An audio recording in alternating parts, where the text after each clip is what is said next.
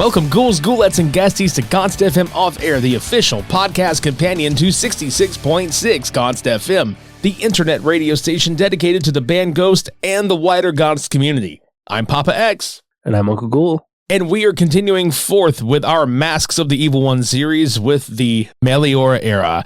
And where we last left off, Papa 2 was being a floozy-ass copycat of Papa 1 with his little robe. He's like, I'm just going to change some colors and do this shit. But with Papa Emeritus III, we get a lot more, plenty more. Like on the last episode, maybe we didn't have as much to talk about. This episode, we will have like a lot to talk about. So I think a very important date to mention right off the top that I know, Anthony, you are going to heavily agree with is June 3rd, 2015 in Lidköping, Sweden. If this was video, I would obviously show it, but because it's not, I'll describe it. I have a poster from a show that took place on that date, an original poster hanging up on the wall over there. Very important show at the Doom nightclub, right? This is the show where Papa 3 is officially unveiled, and Papa 2 comes out wearing that mask we talked about last week, that, you know, no face paint mask as we call it, and the propaganda mask. He comes out and, you know, he tosses over the mic to his younger brother of 3 months. Yeah, we have a new Papa, new era, new ghouls. First time we see suits for the ghouls. First time we see these now iconic silver devil masks. Everything changes for Ghost. New era completely. More than any else. Like, this is not at all the same. No, this was like a mega rollout. And what was really cool about all of this is how you can see immediately that for those that are familiar with Papa 3's like iconic look, like the look that was finalized, this one, you can already tell, like if you go look at this concert on YouTube, the mask, it looks closer to what Papa 2 was before it became what ultimately we know and love today as Papa 3. And yeah, and we call this one in, you know, the mask space and the mask community, the premiere night. And fun fact, this is where we kind of get interesting. We can dive right into this. There's one mask even before that we never saw. So there's been a lot of confusion on this, and there's kind of a mystery that I've always been very fascinated in. And that is, the story is this mask was sent by accident. It was a mistake. It was not the one they were supposed to use. And it was sent by accident. He had to use it for the first two shows, being Doom Nightclub and Sweden Rock Festival. Either Sweden Rock or Getaway Rock Festival. They did the two of those back to back. I don't remember if he switched after, but this is true, but it's not the way a lot of people present it. A lot of people present it as if they sent a mask with the Papa 2 paint by accident. And I've seen that said on TikTok a bunch of times, on social medias, all types of things, Twitter, that they accidentally put the Papa 2 mask paint on the Papa 3 mask. But that's not the case. This was one of the designs that they were working on at the time for it. So much so because you can tell, because in the video they released on, it was originally on VH1, The Summoning, Papa 3 comes out, he's got his arms up, and his face is completely blacked out. You know, you can see he was wearing a black mitre, and his face is blacked out. But before that, we can see another mask that we didn't learn about for years, which has this, it looks really similar to Papa 2, but it has a bulbous nose, these skeletal jawbones, really round eyes, and it's really different. It looks very similar to the one that we see on stage at Doom Nightclub, which is this, you know, like you mentioned, Papa 2 skeletal look. But this one was even more like rounded and kind of bulbous and shaped out. So it shows, by knowing that existed, that they were working on multiple versions in that kind of more skeletal Papa 2 realm, which was still this kind of evil skeletal look, not the geometric, simple look that we came to know, which is iconic now. And there's only one photo, and what I'll have to do is I'll post it in GonstFam and on my socials and stuff so we can, you know, compare it. But there's only one photo that was released years later that was taken by a crew member on the side. Not sure if it's supposed to be taken or not, but, you know, years later, Majesty Black posted some other stuff and it became okay to post about. But you can see that they had a whole other mask that was sculpted for that. It's really unique. Yeah, and the thing that I noticed right off the bat about the Lidköping, Sweden performance is the lip creases, like the vertical lip creases on either side of the mouth. Like, that was a dead giveaway.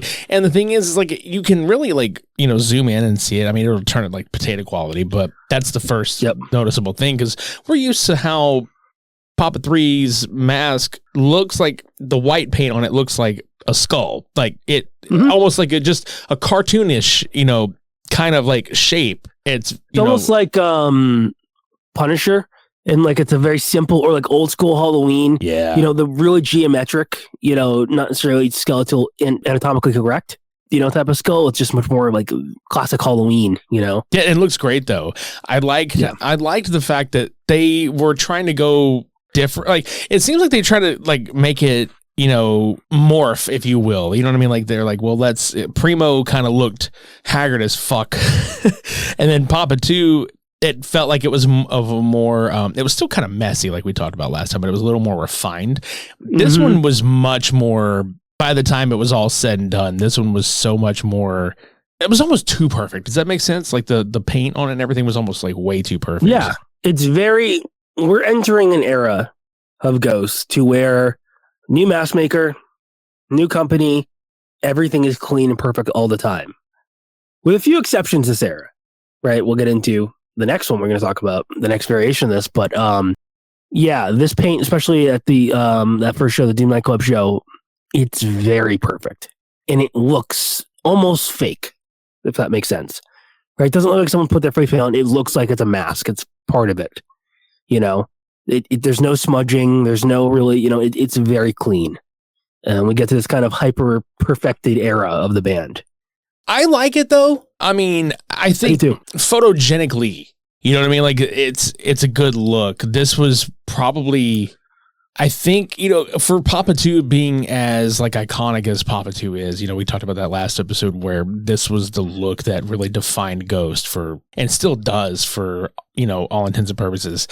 I think Papa 3, in my opinion at least, is probably the most photogenic Papa. There's a lot of really great photography done with this one, and the robes and all the different outfits, because that's one thing that is also a thing with this Papa is the outfit changes, and it's not like Papa 2 where it's like, oh, I'm bald with no face paint and I have this like suit. Papa 3 had different variations of different things, and it was really cool because like we've spoken about it before, where it looks kind of emperor-ish, or it looks like Victorian in some aspect, with the gloves, like the white gloves and stuff like that. He almost looks like a fucking waiter at a really nice restaurant in some of the shots. Like, not to fuck with him too bad, because I mean, he's a diva ass bitch, but he straight up looks like a butler at a waiter at a restaurant. Like he's about to pour you a nice glass of wine.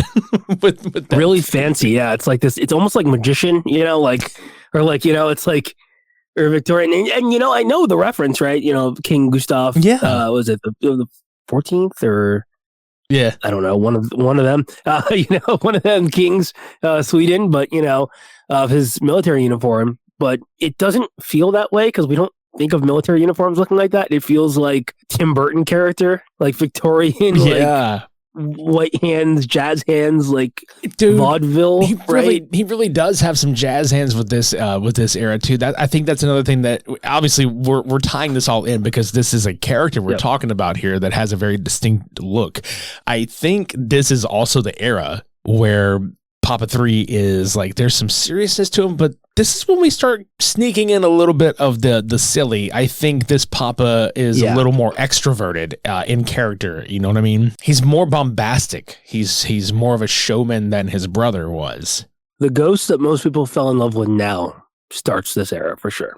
Yes. No longer the kind of serious, dark, spooky band. It's still there, but especially as this era progresses and we get to like the Pope Star era, the Ghosts we came now, you see with, Cornucopia and all this stuff really starts to come into play. And a lot of it is, practicality, right? We see a lot of changes at the start of this era, right? Because we see our first Papa who has foregone on stage the robes, right? And has this suit, as we mentioned, some people call it the Devastator, the casual suit, tons of names for it. They're working with Majesty Black and tons of designers, of course, collaborating on this. New companies, everything is designed, it seems, when they take stage at the Doom Nightclub, you realize, actually not in that case to a full extent, because you don't see him in the casual suit at that show. Actually, from majority of the shows, I don't know if you noticed that, but the majority of the shows at the beginning of that era, he was not wearing that suit until Back to the Future. Yeah, no, he was wearing his black and gold, like on the outside it was black and gold, and then he had the purple underneath because every Papa has a color, and Papa 3 was green, and Papa 3 is purple, and my favorite shade of purple, might I add. Yeah, and we get this beautiful chasuble, right? Yeah. And originally, interestingly, this is when we get to the kind of fun fact stuff. They were planning on having the miter match. So you'll see those original shots from Majesty Black. It has a all blacked out miter with a black crucifix, and it's really spooky looking. They switch it to this gold that has that 3-panel design that Papa 2 kind of has, but with the new crucifix to kind of make it stand out and match the robes. But it's this beautiful black chasuble with this gothic fabric, on it. And it has all this lace and this gold lace cassock underneath, and these medallions that are like little skulls, and I think some like chains and stuff all throughout it. And the crucifix is still coming down, the gold crucifixes, and on all 3 sides panels. The most ornate Papa robes that we have gotten to date at this point, right? Still that same kind of classic chasuble shape, but we get this really interesting thing. And then the ghouls get full on suits. No longer robes. They're not robed, monk-like figures anymore. They're wearing fitted, looser than we get later on, but fitted suits, so they can move around more. It's all about mobility this era. Those ghouls moved. The current Nameless Ghouls do move around and stuff too, but there were some stompy-ass ghouls in this era. Yeah. And, they were some headbanger. They were real headbangers. You can tell these guys are some old school fucking metalheads, dude. Absolutely. You have this necessity for bigger stages are coming. We cannot be the stagnant band that we were on the first 2 records. And I believe Tobias talked about how at some point they were touring, I think, South America, and they realized that the costumes are limiting to the amount of movement they can do, and the stage show is suffering for it. And there's moments where, as much as I love this classic spooky ghost, you can see it. There's moments where I think it's Coachella they're playing, and there's some type of technical difficulty, and there's really not the stage presence there from the spooky character to fill the awkward gap of the stage presence. So they're just kind of standing there waiting for it to, fix itself. And I think that this era, they realized, okay, we have to be rock stars, playing huge festivals, headlining dates. Probably already had the Iron Maiden tour, in mind at some point. That was something that would potentially be coming up in arenas. They have to move. Everyone has to be mobile on stage, and they can no longer be tripping over their robes and their masks and things, and everything has to be much more practical. Yeah, even though Papa 3 busts his ass the most, the literal most. Which is really funny, right? Jumping ahead slightly, 2 festivals later, we have my favorite mask he's ever had. It is this face paint Meliora mask, early face paint Meliora, where it is, you can see it specifically at, I want to say, Sweden Rock. You can see it. So he did have it at Sweden Rock, so it was Getaway Rock that he didn't have it. And a lot of the early festivals. And it's this mask where, and a lot of photo shoots, like one with him with Dave Grohl, it's just a flesh tone mask that he clearly kind of finger painted that design on for, which we know of now of his face paint. And I love this. This is my favorite mask. And you can see it in the Pinnacle for the Pit music video. I know a lot of people will say, that's the music video where you can't see him without face paint. But if you look at it really closely, you can see that it's just so faint that it barely shows up.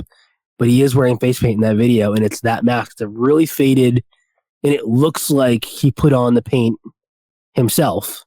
And I love that mask. It's my favorite version. Yeah, there's more wrinkles.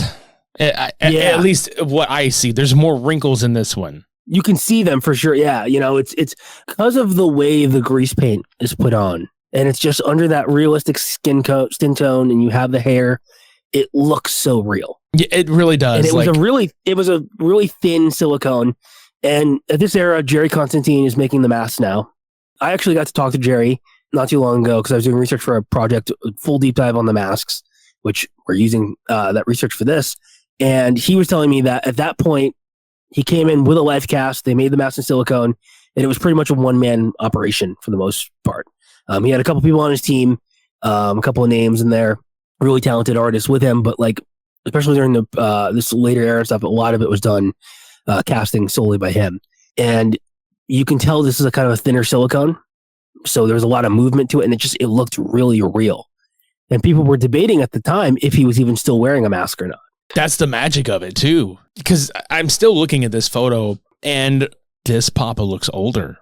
You know, one, like, because Papa 3 looks young. Like we know he's like 3 months younger than Papa 2, but he looks younger than that in later iterations. But this is one where he absolutely looks old.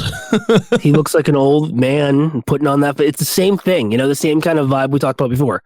Old man putting on his face paint to do that job, and ultimately that gets lost. But you know, it's very different. You know, but it's also, there's something real about that. You know, it's still messy, and it's likely because, you know, they didn't have time to fully paint up a mask with this new design, so they just sent him a blank, you know, on the road after the mishap, and we're like, here, finger paint, you know, the design you want, and we'll go from there. You know, it's that kind of improv thing that gives you that kind of old school feel, you know, like the Papa 1 masks. And then we start getting all types of variations of this, right? Where the neck is completely painted black. Sometimes there's a black strip under the chin. Sometimes the bottom lip is cut away. Sometimes the eyes are really angry and evil. Sometimes they're really round, and he looks super happy and friendly and approachable. And as you mentioned with later iterations, you know, the paint gets caked on and it fills in all those wrinkles in the sculpt, so he looks much younger. And a lot of times we see him without the mitre, and he's got this, you know, first Papa with hair, right? Yeah. Beautifully punched in, you know, hand punched one by one, all the individual hairs, real human hair, all throughout the mask. This hairline, this John Travolta hairline. I was literally just about to say, yeah, right? Travolta. Yep. And he looks so, and they come out on Only Unplugged in 2015, you know, for their first real tour. And you really see that he just looks like, you know, a guy, and people are debating it.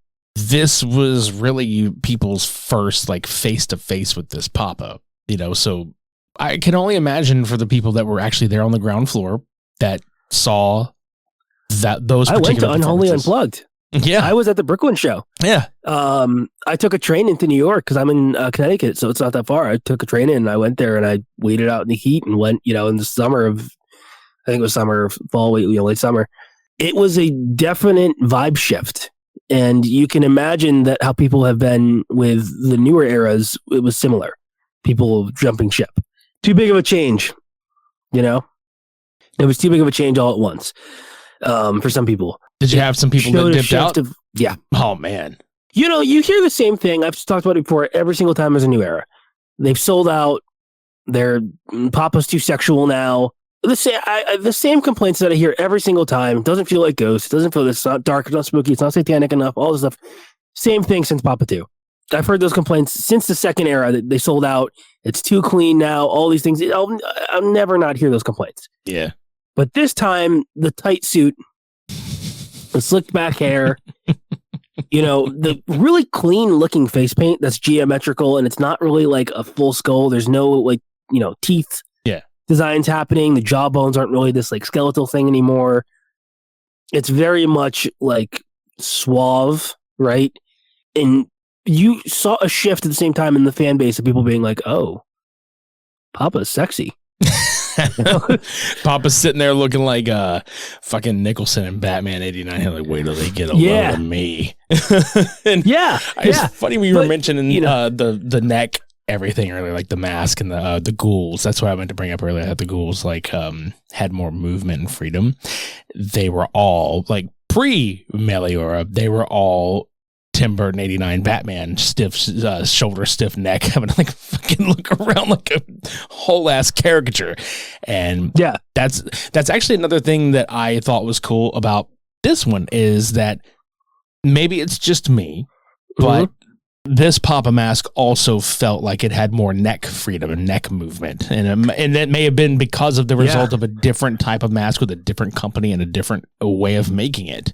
And maybe that was an improvement that they were looking for. I mean, it's beautiful work. I don't know exactly what it would be, but I do know that this mask fit him perfectly. Yes. It fit him perfectly. It moves perfectly. And everyone really at the time was questioning if it was a mask. There's a great video too, if you want to check it out, of Unholy Unplugged, and I forgot which one it is. I want to say Philadelphia. And you can hear someone say, oh, it is a mask when he comes up and they get close, because it was such a debate at the time if he was wearing a mask or not. Because at the time, you have to remember, we only had a couple photos of, time we knew it was Tobias Forge, we just didn't talk about it. But we only had a couple of photos really that were like high def of him. And so it was kind of like, yeah, he has black hair. He has black hair, Caucasian guy. This could be him. That could just be him wearing face paint. Especially before we saw him in person, just promo photos. There was debate on if he was actually, if he was wearing paint or not. Did you guys think it was his real hair poking through the top at first? Yeah, absolutely. Yep. And it wasn't until collectors of masks and like people who were like mask aficionados were like, oh no, that's a punched hairline. And you could start to kind of see and point out the telltale signs of it. Yeah. But it looks so good. Yeah. That middle part is like way too perfect though. Yeah. Yeah. And it's the way you can see, there's so many details. This mask is interesting because it's owned by a fan, right? One of my good friends, Doug Little, owns it now. That's a whole other thing we can get into, but I've seen that mask up close, and from photos and videos and FaceTime calls and things, and it is insanely detailed. It has the skin texture of an old man on the neck all the way down to the bib, that like chicken skin, like pores down to every little pore on that mask. So you can absolutely see from that neck, that old man neck, yeah, just the texture of the skin. You can see veins in it, like underneath the like base level paint. There's veins painted on. The detail is insane and terrifying, almost like it's almost unsettling. Yeah, I was going to say this. That mask is. Yeah, this mask looks uncanny as fuck. It's beautifully done. You can go on Jerry Constantine's Instagram. Anyone who's listening, look at his other work. It is outstanding stuff. Like he does. Out of anyone, I think even, the company that follows for Ghost Mask, I don't think anyone's done skin tones this well. Mimicking that natural skin tone from the blue of the veins and all the little details and all these things. And, just the way the facial features, the folds, the wrinkles and everything. It's so realistic. I think that's why everyone falls in love with this character, sexually or otherwise, is because it's so real. It looks like a person. You could probably get lost in the illusion the easiest with Papa 3. Well, because he's such a charismatic character, and at the same time, it looks so realistic, and it changes a little bit from show to show. There's different things. Sometimes it's a little more smudgy around the eyes, and sometimes, it has the black band, as I mentioned, and sometimes the neck is painted, completely black. So it looks like someone might be painting their face, and it's also the first design we see where we see more of a skin tone. Right before Papa 1, we see a little bit of skin tone, but it's very quickly kind of a flat skin tone. Papa 2, the whole thing is painted black pretty much, and when we do see it with just the face paint, or without the face paint, it's kind of not a convincing color. It's just kind of a flat, This time we see where the edges of the paint up near his hairline, the paint doesn't go all the way into his hairline, so you can see that it looks like someone who painted their face. Yeah, which is a design choice that I think is really cool, right? Like you can see so much of his skin. It's almost like his character is like, I don't want to cover my beautiful face too much. Yeah. With the palpable paint, I want to just, have a little bit on the face. It's very like clean and, I love it. He's very emotive. I was going to say also with this Papa, the mask is made so well that there's so many photos that are floating around, and it doesn't matter what variant of the mask it is. There are so many expressive faces that he makes, and it's great. There's shock, there's sinister looks, there's humorous, there's playful, there's like, hey, you better not do that, kind of look, you know what I mean? Like this, it's a great look, and it sells it well, because there's times where you can see it and you're like, yeah, that's dark and terrifying, just as terrifying as Papa 1 and 2, in the right lighting and everything, and the eyes. And there's also times where it's the most like inviting, friendly, like I just want to give that guy a hug. It can do it all. It's such a simple design that's like a blank canvas for him to do so much with, There's not too much going on. It's also beautifully designed to where if you're in the back of an arena, it's such a simple shape that the shape reads from far away. It's not too much going on to where the detail gets lost or anything. It's just a simple geometric shape that anyone can do, right? Any fan can do it. I mentioned before, I run a cosplay group, Ghost Cosplay, and everyone goes towards that first, that or nil now, because it's very similar. But it's a really simple design that anyone, a kid just finding the band for the first time, back in the day, if you were ever a Kiss fan, you'd want to do like, the Kiss paint, and it was simple shapes that you could do, for the most part. This is that iconic, simple shapes that you don't have to be talented at makeup, to be able to do that shape, that design. Yeah, this is probably actually the most iconic looking mask, really. Even though I think, like we mentioned with Papa 2 being probably the most iconic figure of Ghost, because he still is used on so much stuff today. Isn't it weird though? Like I think that kind of like ties into something else I wanted to bring up. As much as the fan base is obsessed with Papa 3 and how iconic this look is, and how much he is so beloved. And yes, this is about a mask, but also like the character itself is so fucking iconic. He's got a Grammy Award.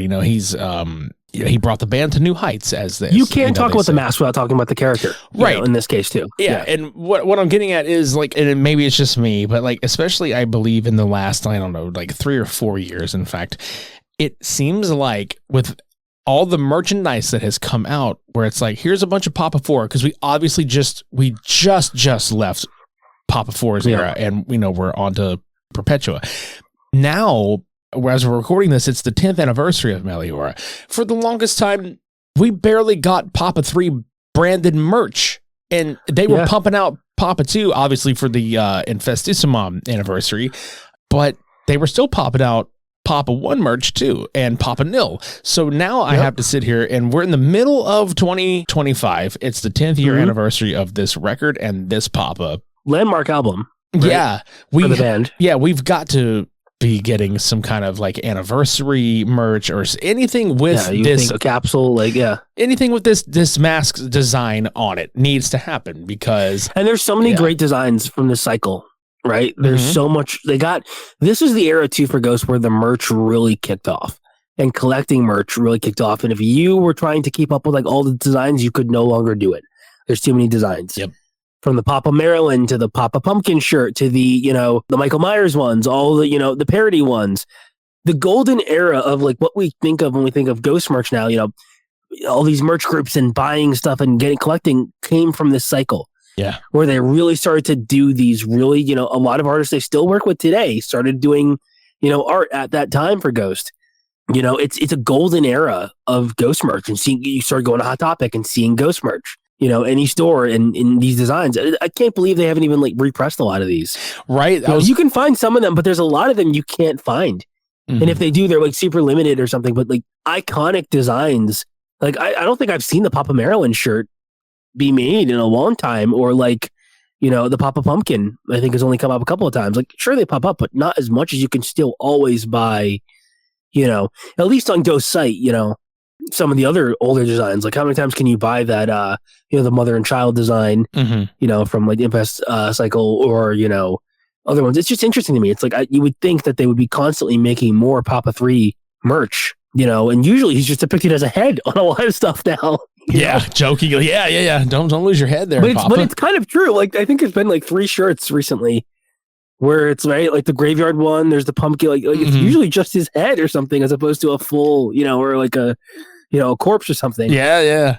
And even with the ghoul masks too, because we were getting the Impera masks, like the bug ghouls. We were getting those. I just recently saw we're getting masks for the ghouls and ghoulettes for this current cycle for Skeletor, and looking at the Meliora cycle, I would love to see more of those masks come around, because look, I'm not gonna lie, dude. Up until I think right now, because I actually really, really enjoy, which we'll get into when we get to Perpetua, but I really enjoy the look right now. But I've got to tell you, dude, this was by far, I think, between this and Prequel, was my favorite ghoul and ghoulette look. Yeah, they nailed it. And you can't underestimate the importance of these, because every mask, including Skeletor, is inspired by these in some way. Other than Impera. Impera kind of breaks the mold, but we start getting, versions of these, of this. When you think of Ghost, most people, when they think of the ghouls, they're probably thinking of like some type of devil mask. So much so that this is an interesting thing. We could talk about this now. Is a great time. When the new mask came out, there was a lot of complaints, especially on Twitter, about them not having horns. because ghouls always have horns, and ghouls are demons, right? Fandom has really latched onto their demons, and they have horns and stuff. We really didn't. That was not like common practice in the fandom that they're supernatural demons or anything, or they have horns until this mask design. It really influenced how fan art was done, how cosplays are done, how people have assumed ghouls to be are these devil masks. And so much so that when you think of the skeleton mask and you're like, oh, they don't have horns, it's kind of weird. It's because of these masks, because the Opus ones didn't have horns, unless you subscribed to there before. But it's these masks that shaped how we perceive going forward ghoul masks, even so that the Imperial ones had little horns in odd nod to this. This design is the blueprint going forward. And this Papa had nails. Right? And these beautiful Majesty Black gloves, and that starts this collaboration between Majesty Black and B, the designer who, is still working with them through this cycle. All of this starts around this cycle where they start really finding that style and that look and who's going to be doing these. And, the idea of Papa switching costumes at all during a show starts this cycle.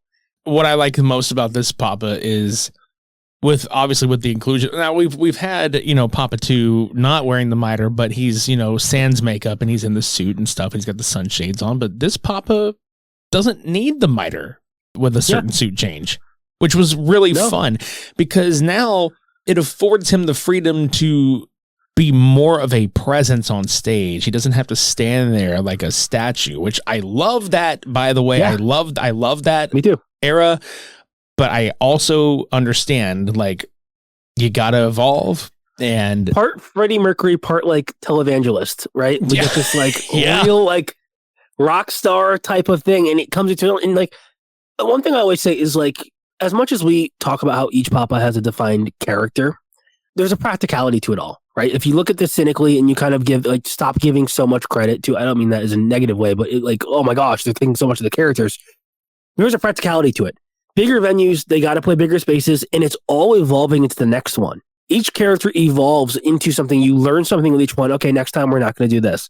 Next time we'll learn from something like this. And each Papa leaves their mark visually and in costume design to something that will be continued, because directly Papa 3 having this casual suit leaves us into the era of Cardocopia having multiple suits and suit jackets, and Papa 4 having multiple sparkly jackets, and Papa 5 having multiple sparkly jackets and other jackets and things, and costume changes. Had it not been for Papa 3, we wouldn't have any of that, Yeah. It's the blueprint for this modern version of what we expect to see from Ghost and from Papa, and how it's portrayed. Nowadays, think about it. When we see Ghost, how often is he wearing the robes? Not often. No, right? No, it's not one for anymore. like one song, not in promo images. Most people are drawing fan art, merch and stuff. He's not wearing them. It's kind of a fall into the backseat, and it started with this era to where, he'd wear it up until Cerise, pretty much, or Body and Blood, right? Yeah. And then Cerise he would change, into the suit and perform the rest of the show.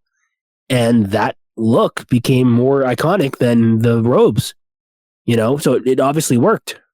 Speaking of looks, I'd love to talk about the He Is look.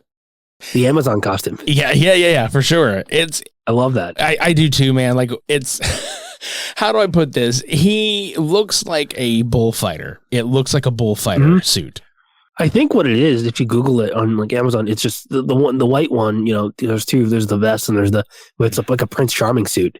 Yes, and I love that. It's something about it, and there's so much. It's that video is art in so many ways, but this look works so well.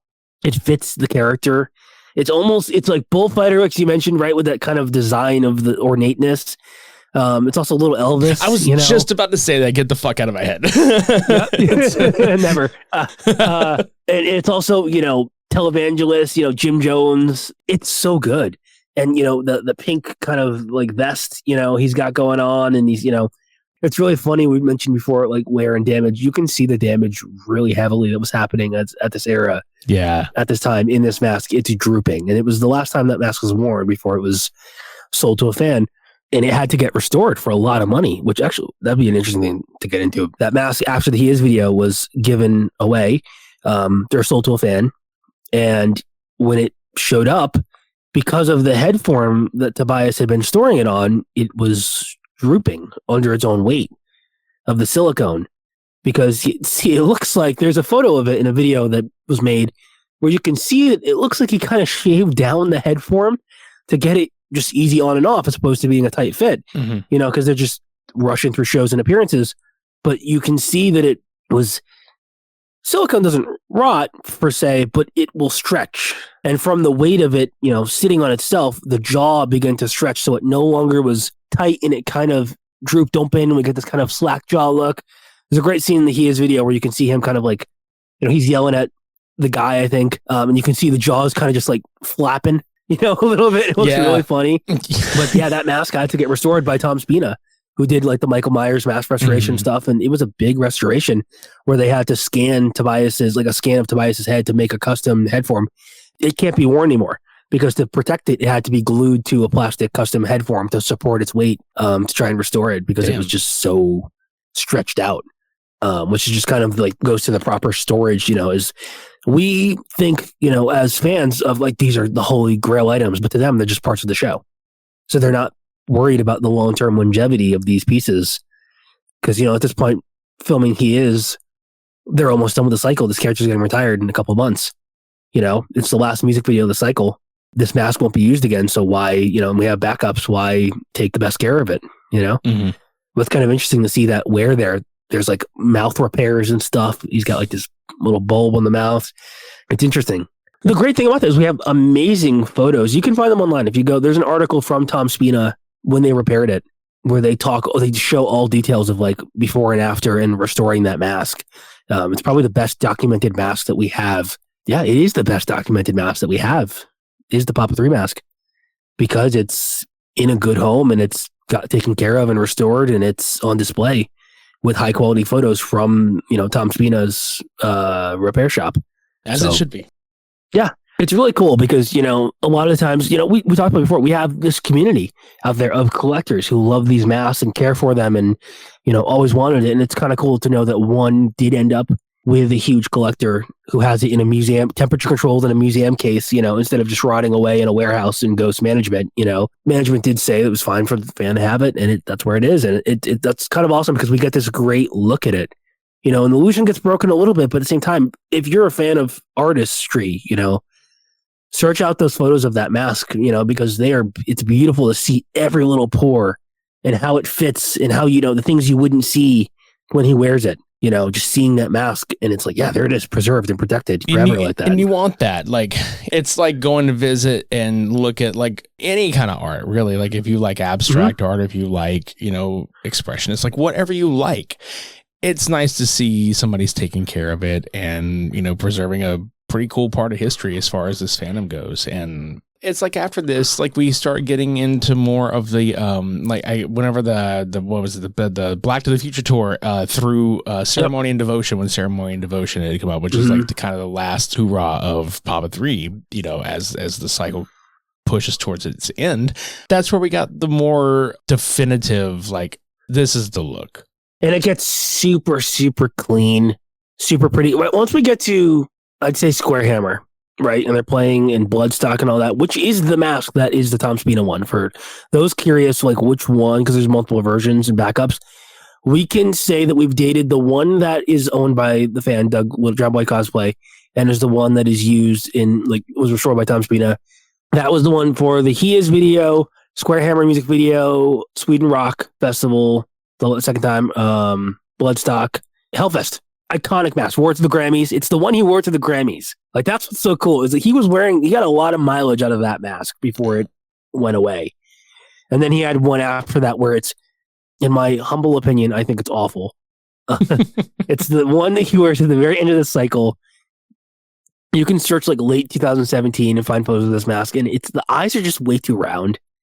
And it just looks really goofy to me. Like, there's something about it where it looks really, really, really silly.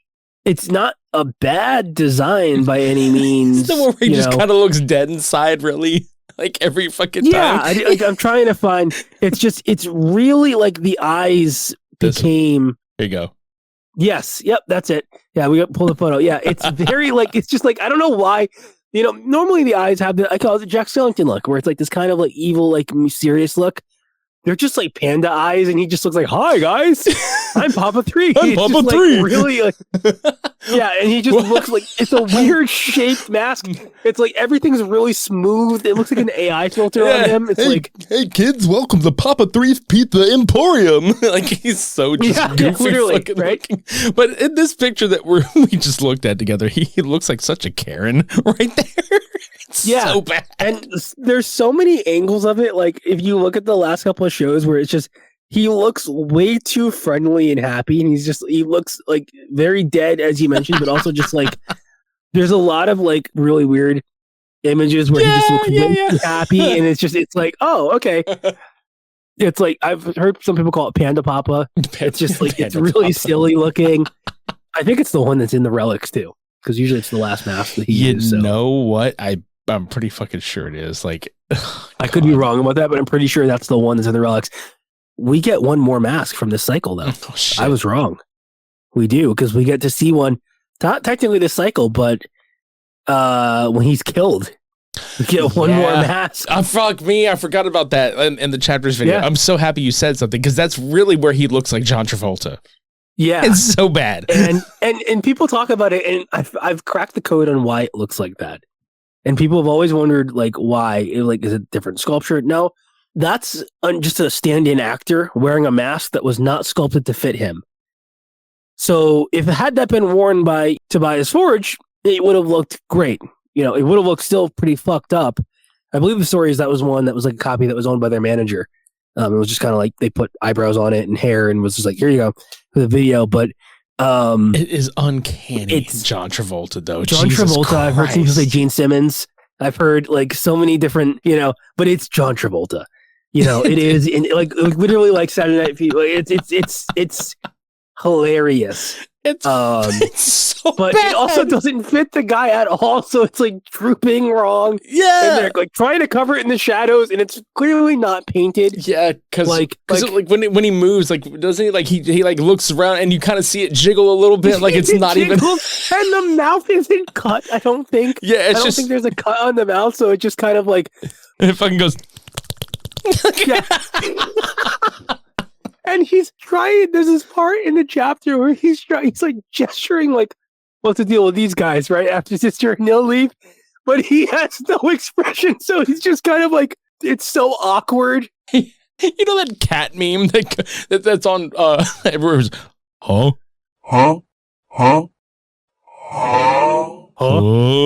That's what he looks like. It's literally. It's like you don't buy at all. Like there's the realism that was there from before. It goes out the window, and every woman's dreams were dashed. Yeah, every woman and man who was in love with this son of a gun, dreams were dashed. Dude. When this video came out after years of fan art of what he's going to look like without face paint. It's like when Kiss took the makeup off. It's like, put it back on. It's like everyone's just horrified. It's like, Jesus. Hey, Travolta grease paint is the word. Please use it. Yeah. That's a good one. You're welcome. I'll be here all week. Yeah, thank you for that. I'm gonna that's gonna be like a bracelet. We'll make bracelets with that. That's great. That's gotta be a meme. Someone make that please out there. I'd pay to see that. Post on God's fam. But yeah, that look is still cool to see. I'm laughing at myself because there's a couple of really bad looking masks because it's clear in that chapter that they like knew what Papa 2 looks like without face paint. But everyone else was a fucking like, oh shit. We gotta like actually like because like Papa 1's still wearing the face paint and they just put a flannel and a scarf on him. Screw Papa it. 3 is like, wearing just his like a button-up shirt and then this awful looking mask. And just like the hairline is just like one. It's not the John Travolta one. I don't think it's just a flat hairline. Yes, just slick back. It's like really fucked up looking, and it's funny because like Papa 2, like we have such a defined look of what he looks like without that paint. But yeah, it doesn't translate well because the mask. Let's be real here. It's Bela Lugosi, right? Yeah. Like whether intentional or not, I'm sure it was intentional. I've never fully asked. It's too close to where you can't say that was at least some of the inspiration for it. So in theory, it should work beautifully without face paint. He should be gorgeous. He should be like 1931 Dracula, but he's not. Instead, it's like John Travolta if you try to draw him from memory. Bella Travolsi is what fucking Bella happened. Travolta. Yeah. John Bella travesty. Yeah, John Terzolta. That's him right there. Fuck. There you go. But this mask's beautiful though. Like not this specific one, but in general, like overall speaking, it's a work of art. It really is, and it's Ghost found their stride for me. I'm going to say this now. This is the best run of masks coming up. The Jerry Constantine. I'm such a fan of Jerry's work, and he was really experimenting with 3D technology, scanning, and 3D model working, and some of the sculpting in 3D and stuff. And so the technology has advanced from the mask, from the traditional ways of doing things, and the hair punching, and it's a really great team of making these look beautiful. Everything in this era is beautiful. And also, we didn't even talk about the ghoul masks have this look in some appearances where it looks like their mouths are blurred out. Mm-hmm. Have you ever caught that? Like, it's just the effects and the way everything is done is perfect.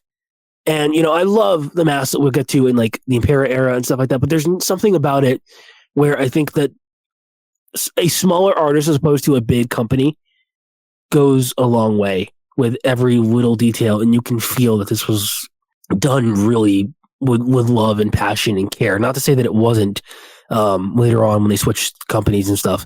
But, right now, like to jump ahead a little bit, they're making the biggest silicone mask company there is doing their masks now, which is amazing. At the same time, there's a little bit of charm that comes from, a smaller local artist, special effects artist doing the masks and, their own, it's not a bigger, it's smaller team. Yeah. It feels more intimate and more personal. Absolutely. Yeah.